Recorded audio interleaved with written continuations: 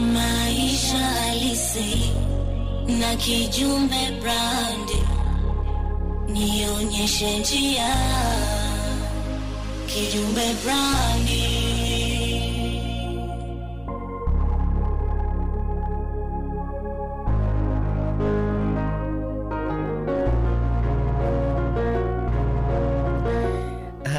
Asante sana rafiki ambaye umechagua kusikiliza 87.5 Radio Kila FM.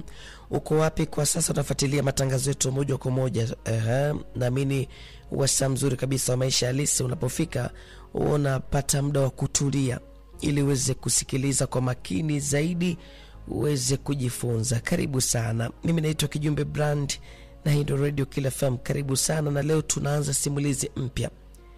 Ndiyo, karibu katika msimu mpya wa maisha halisi. Na jana tumesema tutakuwa na jambo hapa leo, na ndo tumeanza leo simulizi mpya. Ni natamani tuanze kwa pamoja ili uweze kujifunza, usikilize kisa kinapoanza, ili uko mbele kidogo usiwe mgeni ukasema mbona imekuwa hivi. Leo tunaye ndugu anaitwa Chesko. Ndiyo, na tumepata nafasi ya kusikiliza kisa chake. Katika visa vingi, basi yeye nafasi yake imefika naye pia kusikika. Yes, maisha yake. Naomba tupate nafasi ya kusogea zaidi kumsikia Chesko ana yapi ya kutueleza kwa siku ya kwanza leo ambayo ndo tunaanza simulizi ya Chesko. Karibu sana.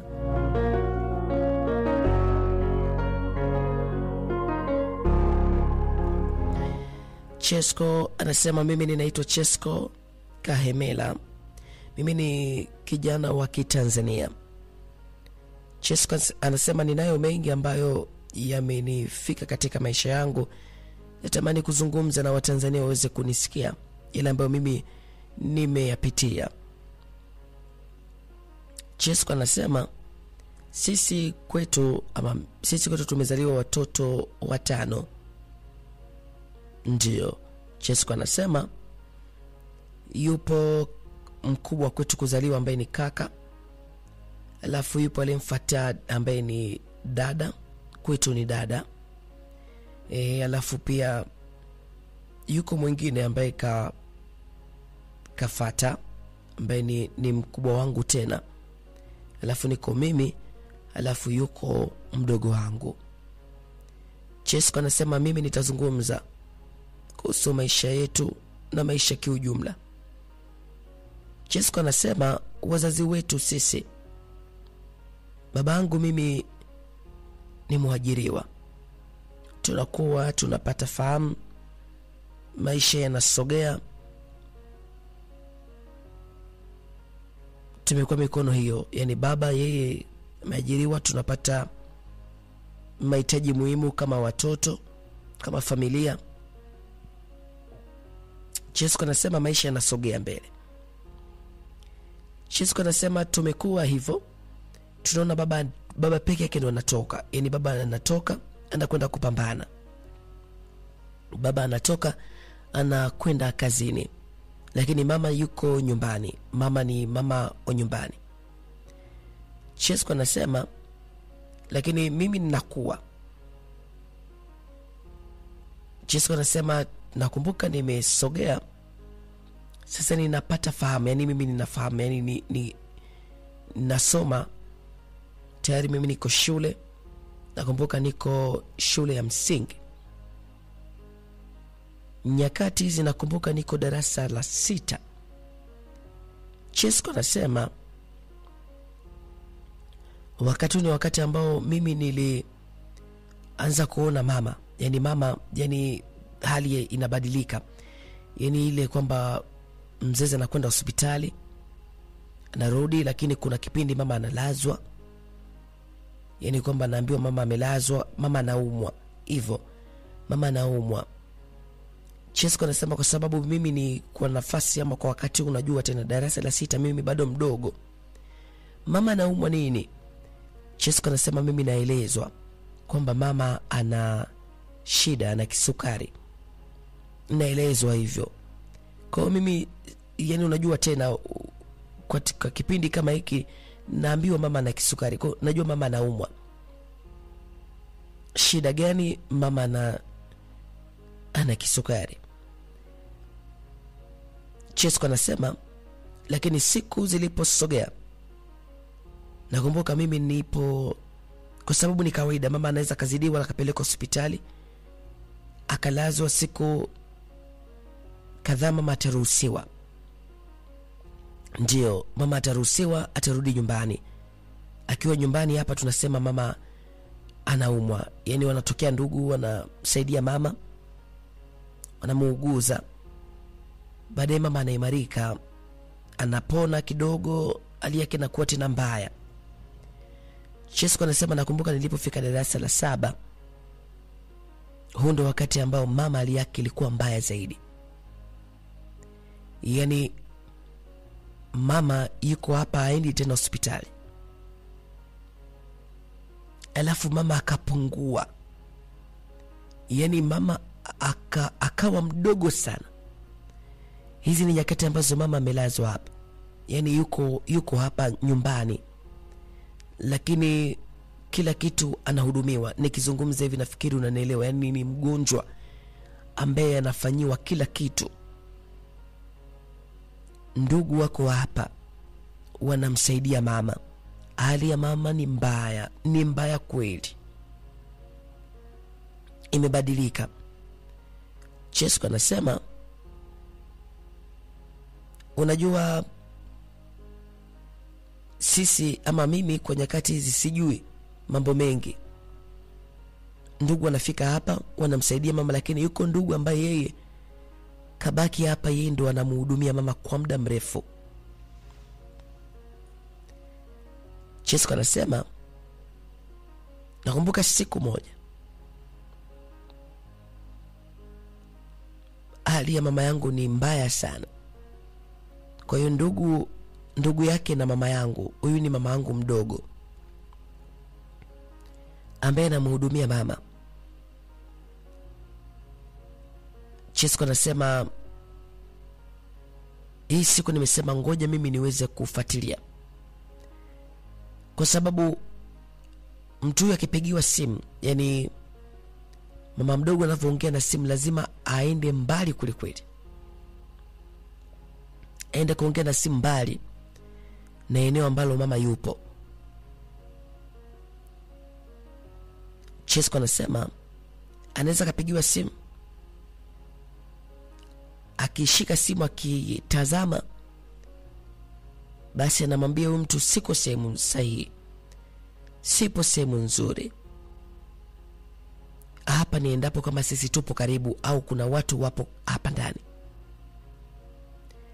Lakini kuna simu nyingine unakuta anaongelea hapa, yani ataongea kabisa, hasemi kama yuko sehemu mbaya, hasemi kama nipigie baadaye, ataongea hapa, atapokea simu, ataongea. Chesko anasema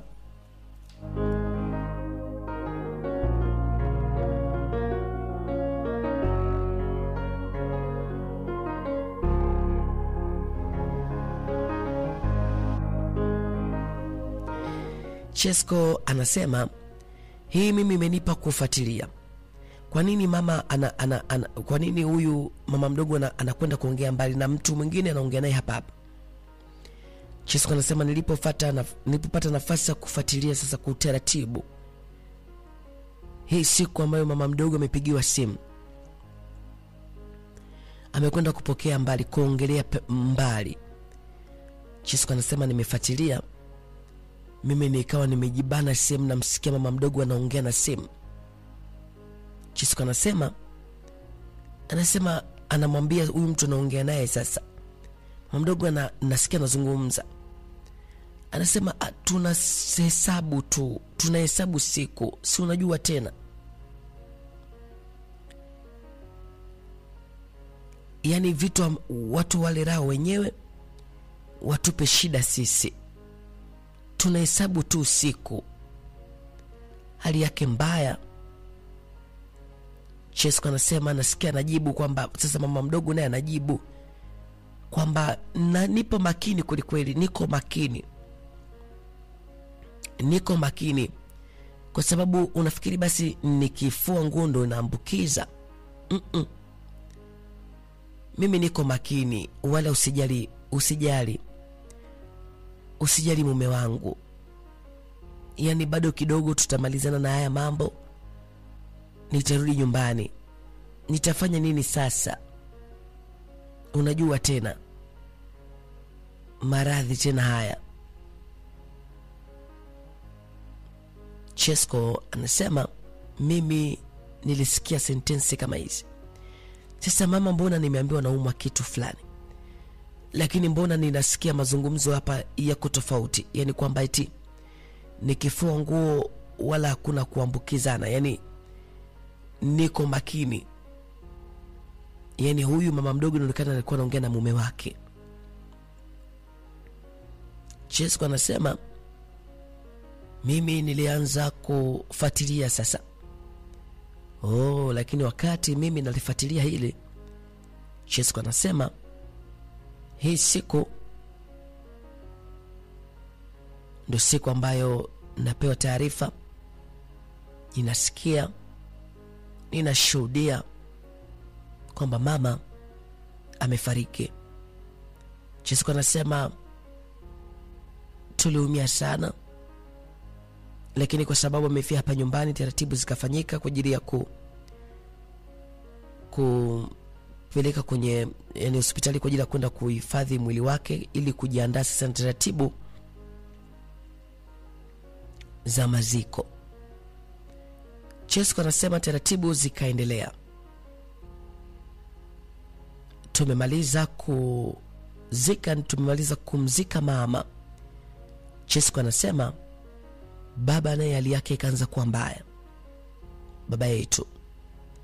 Sasa baba yeye, hata wakati mama anaumwa, baba naye pia alikuwa ni anaumwa, lakini sio kama mama. Nakumbuka kabla ya mama kuumwa, baba aliumwa, naye baba ikafikia tu akalazwa, lakini baba akapona. Hizi ni nyakati ambazo mama yetu wala hata hatujui hata kama anaumwa, yani yuko sawa kabisa. Kwa Chesko anasema baada ya kuzika tu, kumaliza kumzika mama, tulikaa sana, tumekaa labda ni wiki 2. Chesko anasema baba akaanza kuumwa sasa kiasi cha kwamba baba anapelekwa naye anaruhusiwa, lakini wala hakukaa muda mrefu kama mama. Chesko anasema baba yetu naye akafariki dunia. Ndio Chesko anasema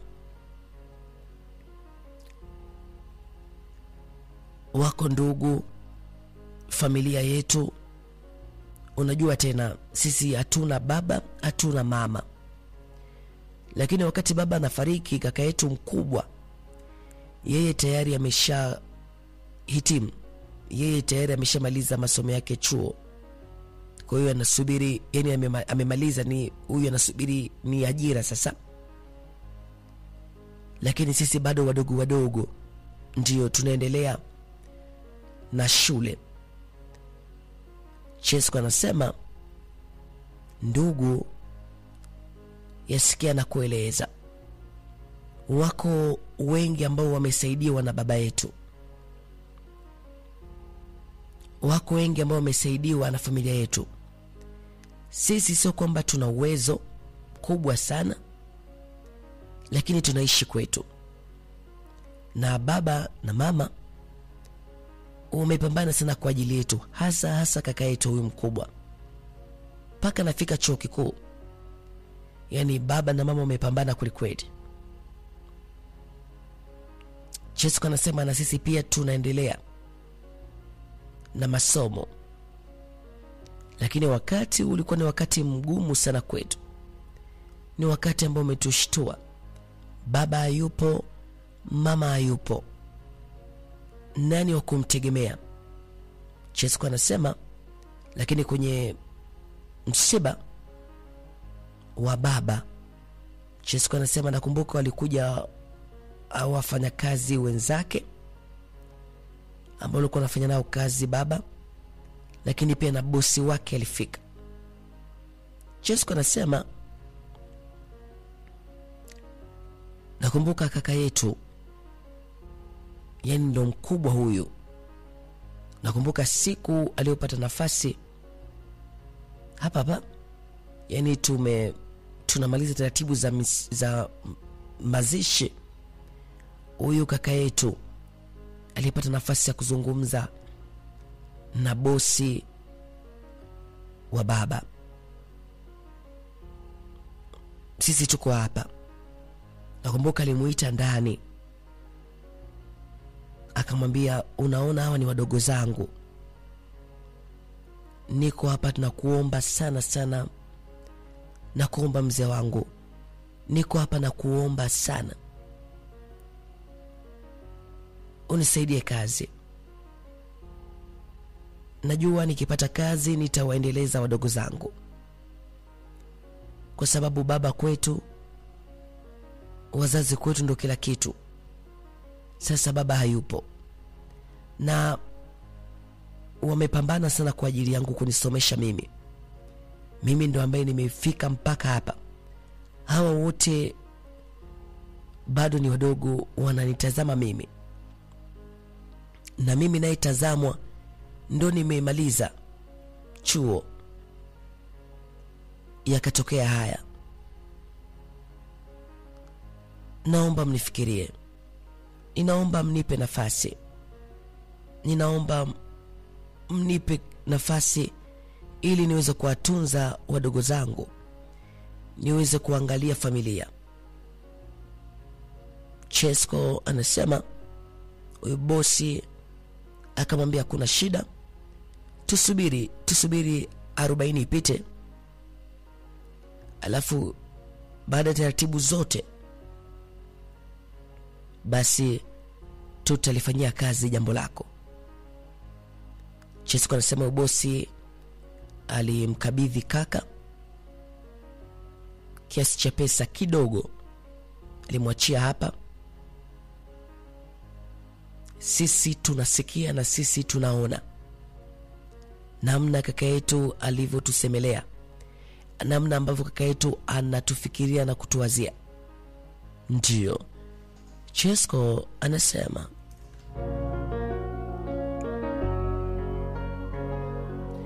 Chesko anasema wakati huu ni wakati ambao ndugu mwanzo wanatupa misaada, wanatushika mkono, wanatusaidia, lakini ilifika hatua vyote vikakata, yani vikakauka.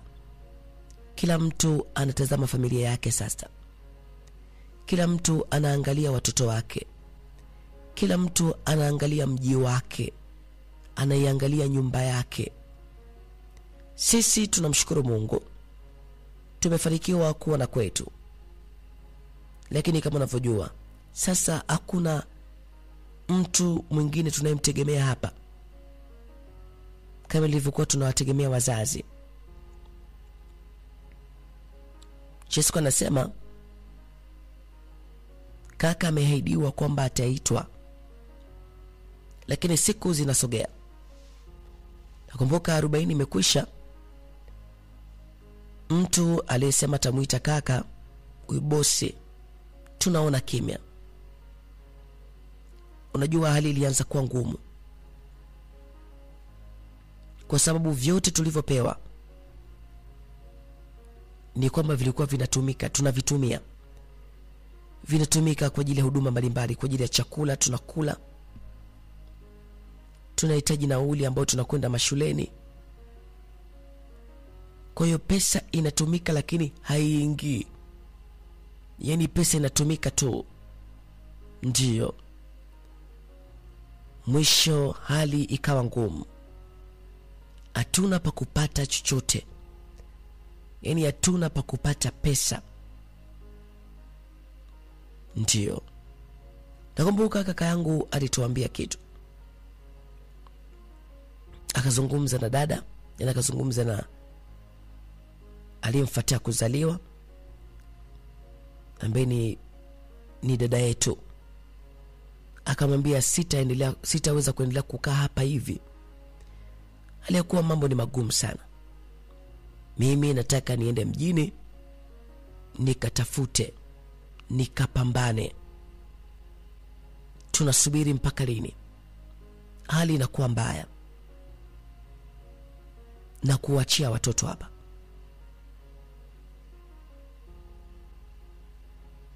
Yani sisi, Chesko anasema kaka anatukabidhi kwa dada yetu, yani anamwachia sisi, tunabaki chini yake.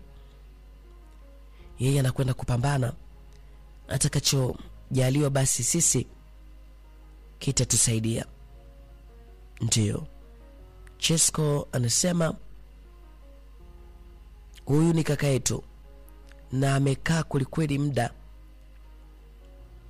anasubiri kuitwa mtu yule, pengine kuna taarifa yote tutakayoipata, lakini tunaona kimya. Chesko anasema kaka akaondoka, akatuaga, anakwenda kupambana, anakwenda kutafuta, na akirudi basi atatutazamia. Wakati kaka anaondoka, alimwambia mambo machache dada yetu.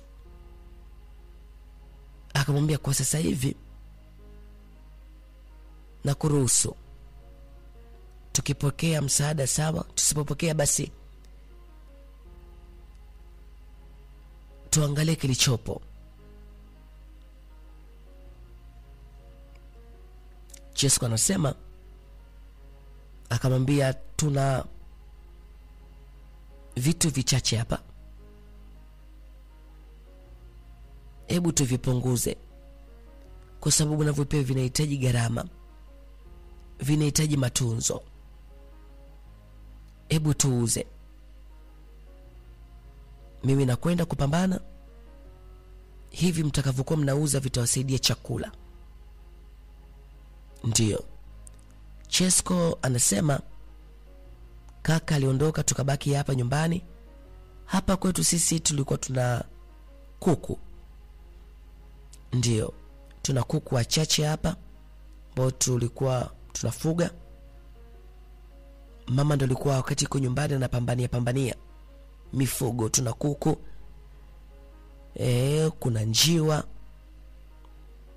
Chesko anasema kaka alitoa maagizo tusiteseke, tusife, basi tuanze kuuza kidogo kidogo. Chesko anasema kweli dada alianza kuuza kuku, anauza kuku mmoja, tunapata chochote. Chesko anasema lakini nakumbuka dada aliuza kuku kama karibia kuku 10, yani kwa kuuza mmoja katika hizo siku tunavyozidi kusonga mbele. Kwa hiyo kumebaki kuku wachache sana. Chesko anasema nakumbuka alitokea mtu akamweleza dada kwamba yeye yupo kwenye vikundi vya mapishi. Haya, tunazidi kusogea mbele zaidi kupitia wasawa maisha halisi. Tupo na NAB Bank, lakini pia tuko na Malkia Day Out, lakini pia tuko na Kampala Autoglass na mengi zaidi takufahamisha tunavyozidi kusogea hapa katika wasawa maisha halisi. Tumesheheni kweli kukujuza yale ambayo ndugu zetu wanatufikishia hapa. Tupo na Chesko, simulizi ya msimu mpya kabisa na tumeanza leo. Chesko anasema mimi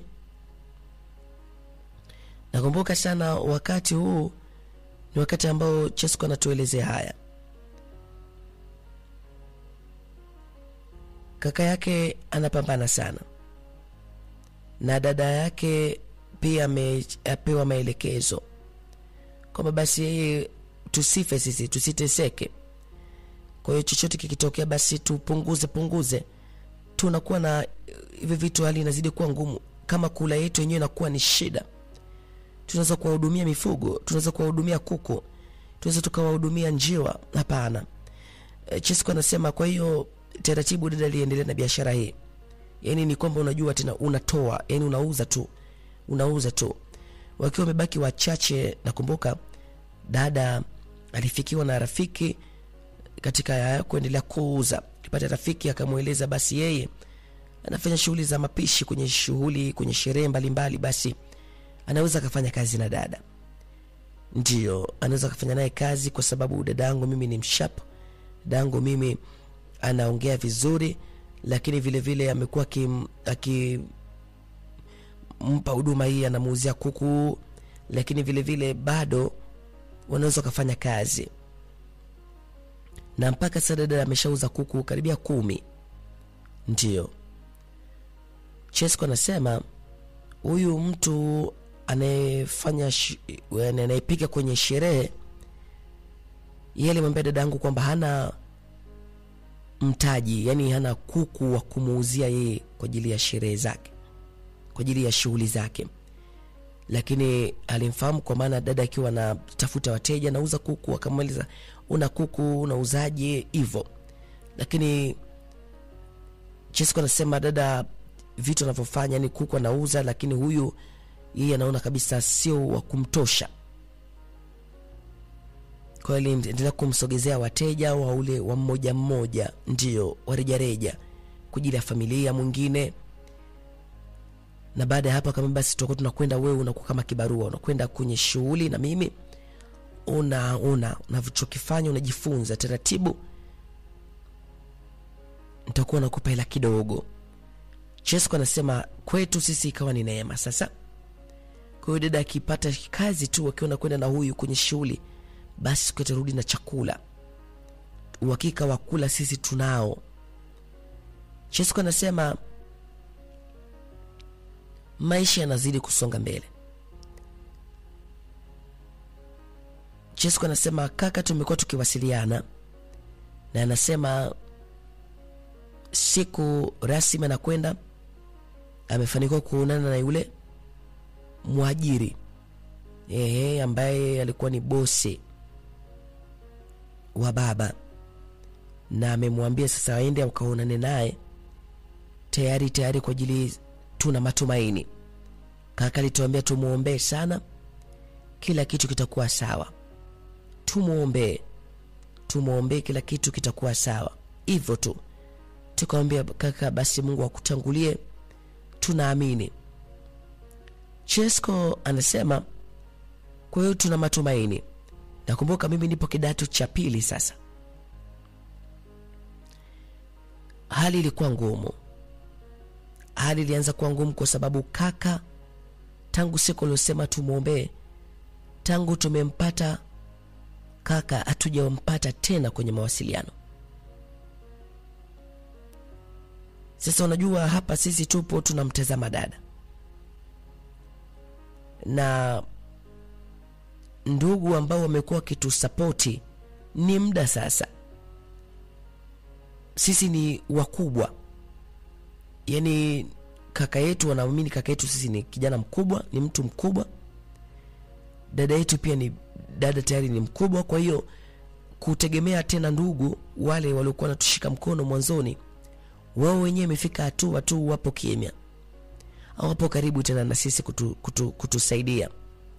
Kwa hiyo kila kitu tunawatazama hawa, tunamtazama dada yetu na yule kaka yetu, na sasa hapatikani tena. Nakumbuka wiki kapita,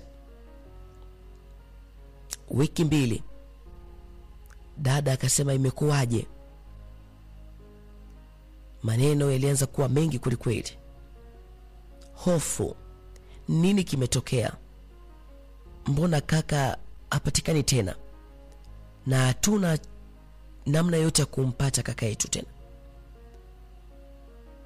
Chesko anasema mwezi umepita, tunaona kimya. Ndio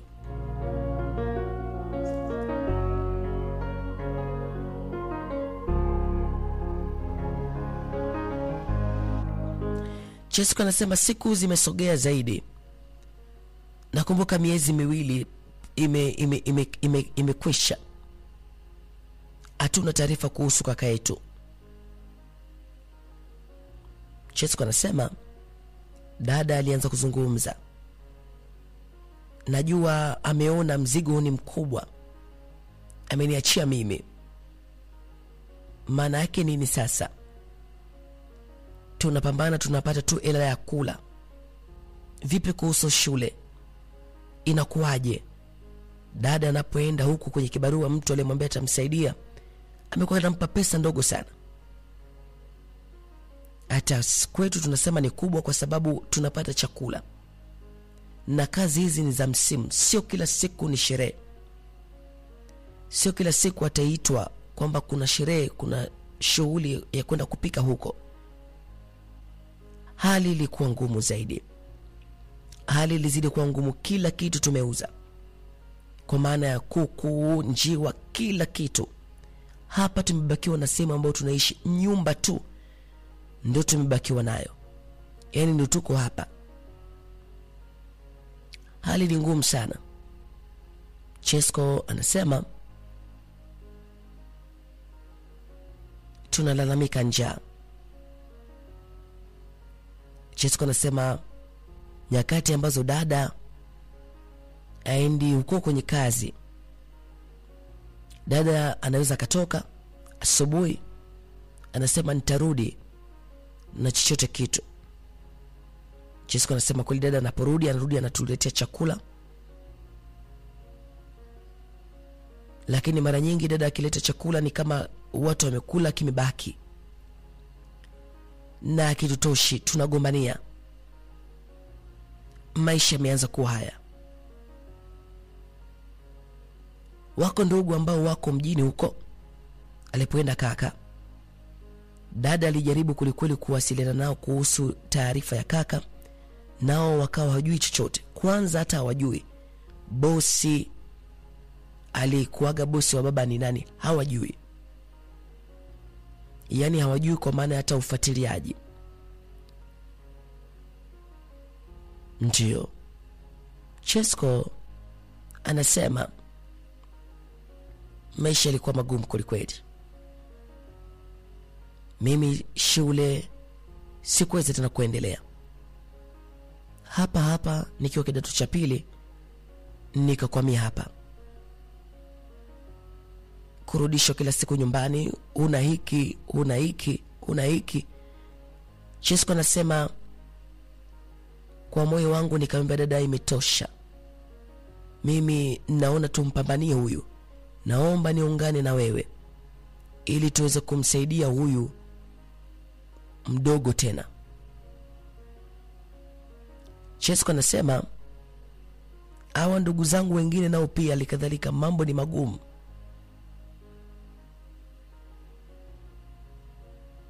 Kwa hiyo mtu mdogo wetu pekee wa mwisho huyu ndio tunamtazamia. Wote tukitoka tunatoka kwenda kupambana.